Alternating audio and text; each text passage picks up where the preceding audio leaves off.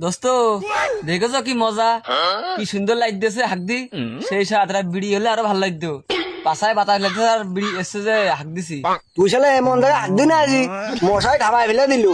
এনেকে আঘাত আছে, বাড়ির বাথরুমে ভালো এসি মেসি লাগানো আছে, ওই জায়গায় একদম এত ঘন জঙ্গল। ওরে ভাই, এ তোরা কারা রে? তুমি বেড়া কোনতে এসো? তুমি বেড়া সরো আনতে, আমাকে একটা হাত দি দাও, শান্তি সরো।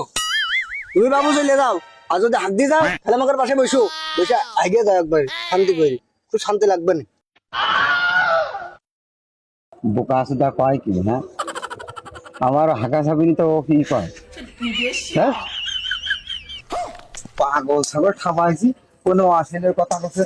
এই জায়গাটা ভালো না কিন্তু আসলে এনতে গেলি না শান্তি কাজ করতে দে, নাই বাবা করে গুড়ে তো মুখি মারবান দেখছে না। এনতে যা। ও দোস্ত, ও প্রকাশটা কইলো কি?